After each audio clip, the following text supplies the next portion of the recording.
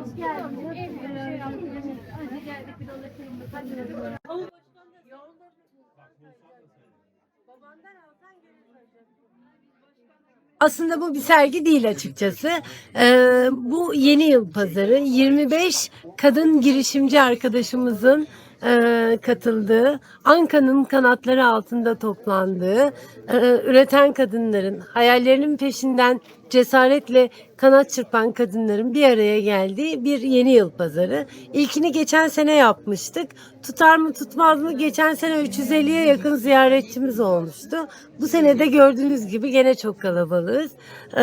Bunu artık gelenekselleştireceğiz inşallah. Bir arada olmak, onlarla birlikte bir arada olmak, renklerin arasında kaybolmak, hayalleri gerçeğe dönüştürmek çok keyifli.